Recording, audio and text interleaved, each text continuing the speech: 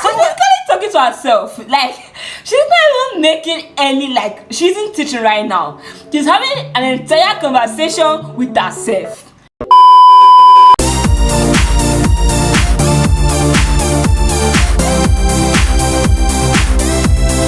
We move on now to a story that might make you smile.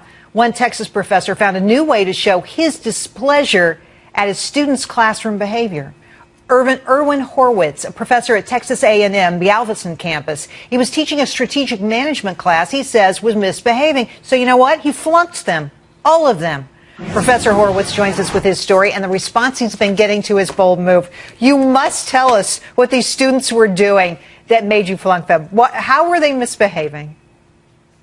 Well, it wasn't all a matter of misbehavior. I mean, at the root of the problem was the fact that the students were not really prepared to take what is the cumulative class in the program, which is the strategic management class, where they're supposed to integrate all the information that they learned in their past administration classes. A large majority of the class could not even perform very simple break-even analysis of how many apples to sell out of a cart to break even.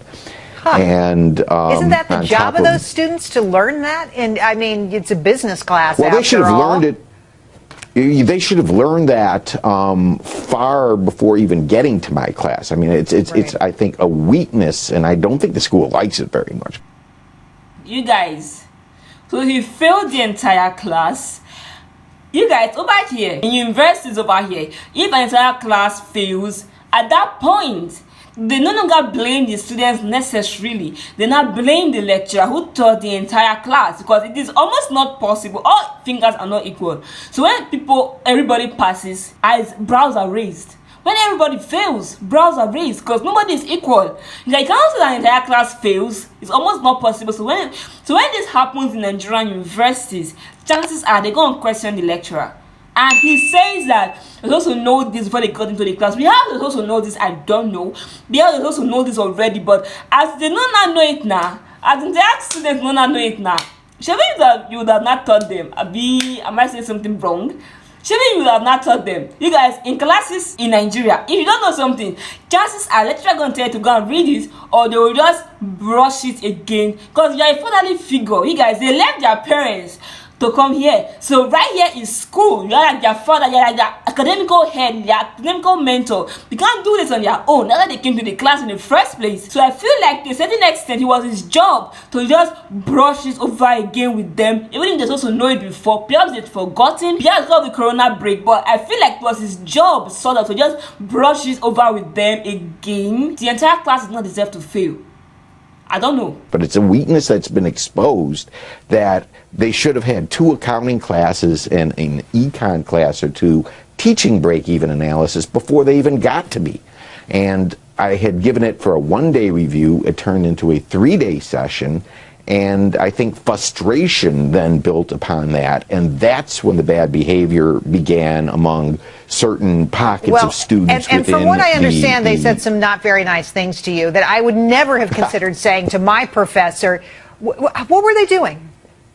Well, if I would have said that to my professor, I'd still be chewing soap that my dad would have put in my mouth. Okay. But I can't repeat what I thought that's what you were going to say. Was said about me on your station, but it wasn't very nice.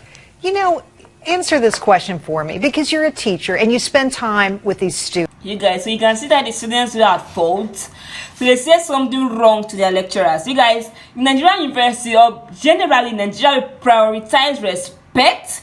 Not just for your parents, but for everyone that's older than you, basically. And this is your lecturer, right? This is your academical mentor. This is someone that you want to learn from. So you are the student, you are the apprentice, you are the pupil. Nigerian universities, we don't disrespect our lecturers. We just don't, whether you understand it or not, we try to respect them because our grades are tied on that. If you don't respect them, chances are you're not going to understand what they're teaching very well. And if you don't understand what they're teaching very well, chances are you might not do the exams so well and you may not get very high grades, which is what we want, right? That's why we're here in the first place. So disrespecting your lecturers or your professors is not a sign that you want to learn. So you guys, you already from what he's saying, we can really see that these students will also know something before they got to his class, but they did not know it, and that should put them in a more like receptive mood to want to learn. We have to even invite him for extra classes, so teach them extra classes or just enroll in extra classes so that they can learn, because this is something that they should have known but they did not know. But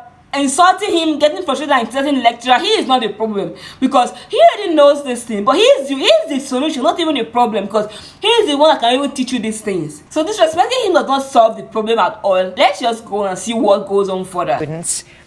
Well, what's with these millennials? I mean, I just don't understand the attitude. I really, is it that they're paying a lot for their education and they feel like the consumer can demand what they want? Is it a feeling of entitlement? What is it? Well, I think it's a combination of things. I think entitlement is certainly, an issue.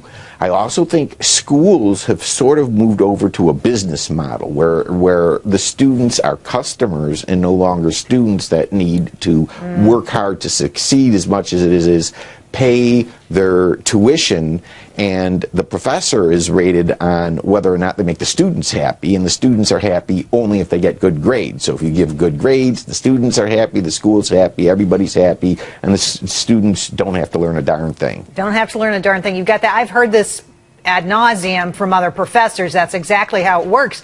But your school actually stood behind the students. What's going on now? Well, I think that there's something actually. This is very sad. I would just say that, because this does not really happen in Nigerian universities. I don't think so. I haven't gone to a Nigerian university where this happens. I mean, the students are not consumers, not dictate what the lecturer should do. Amen. No, it doesn't happen. Right here, we see prioritize respect and learning above others. But I cannot even do that sort of comparison right now, because we don't even pay as much as those students pay over there for learning. We don't pay as much. You guys, the amount of tuition fee that we could pay for 4 years of learning, you guys over there abroad, amen, can pay in just 1 year. So you guys are paying so much. I get that you guys want to demand good grades and demand all of those things, but you guys, you are still students and you should still learn, because that's how you are here. Honestly, let's just see how it goes. I feel like this lecturer is not as bad as I would have thought he would be for failing an entire class, but I mean, he had good reason. From what we can see right now, he has very good reason. Very wrong with what's going on at the school. And I want to make a very clear distinction. There's Texas A&M College Station, and that's not where I was at. I was at Texas A&M in Galveston. Right. And they still enforce an honor code there. But when the honor code exists and let's say a cheater was caught, but they don't do anything, they don't enforce it, the rest of the students are very quick to catch on to the fact that they don't enforce, cheating, they don't enforce swearing, and they were cheating in your class. I mean, that was part of the issue. Yeah. Openly Absolutely. Cheating. People would take tests for other people. Erwin, I apologize. We have to leave it there, but I think this has been incredibly, I guess I'd say, instructive. A view into college life as it is today. Professor, thanks for coming on the show. Appreciate your time. Well, thank you. Thank you very much. Okay, thank you. You guys, to me he was right. I don't know. Even if it was my own loved one, I would have still advised him to fail them if this was what they did.